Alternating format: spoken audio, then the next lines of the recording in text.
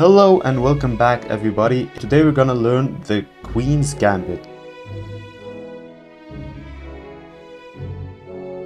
It's a simple opening for beginners like me and you who try to reach 2000, and it starts with a very simple move, d4. And no, we're not playing the London. So after this move our opponent is probably gonna respond with e5. And that's exactly when we're playing the Queen's Gambit, and we're basically sacrificing a pawn here. Our opponent has many options, and depending on his choice, we're gonna learn some lines to try and take the center. So the first thing he can do is he can take the pawn. So he accepted the Queen's Gambit, and that's not very good for him, because now we have this move e3, trying to take the center, but at the same time trying to take back the pawn. And in this position, if he tries to defend the pawn, that's a no-no, that's a big blunder, because then we're gonna go here, a4, and if he takes, we're gonna take with the queen, or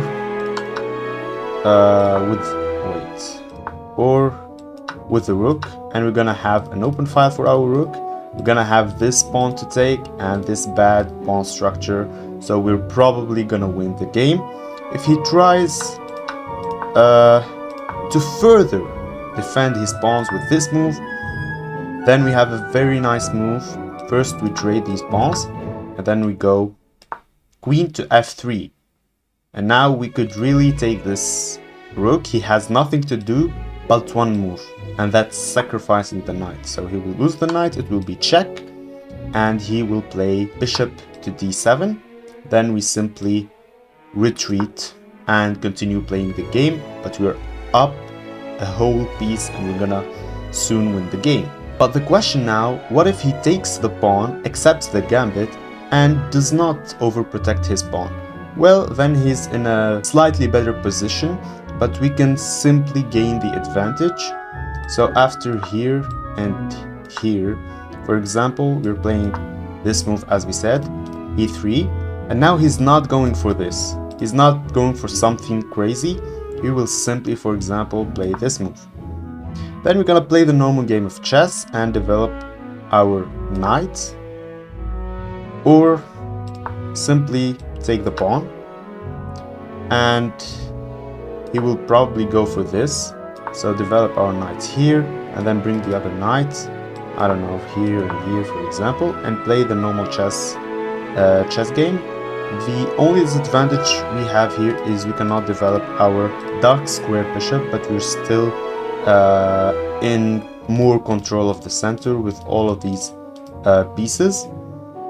In this position still has another option, which is the most used in Grandmaster tournaments and the most professional move, e6. Simply ignoring the gambit, not taking the pawn, and this gives both players the same chances.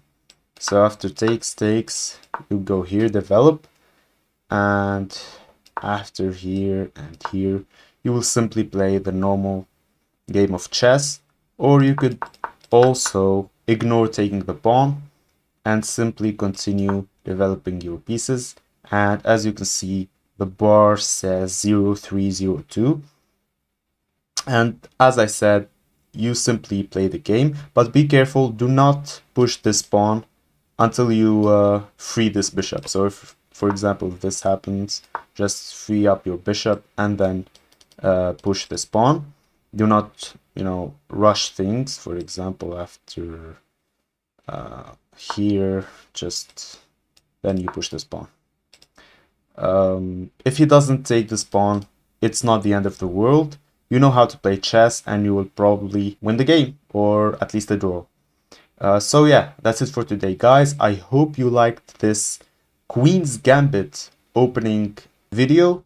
If you want, you can smash the like and subscribe buttons, and you can go ahead and see my shorts, my live streams, and discover the content. It's late at night, so I'm gonna go sleep. Bye, guys.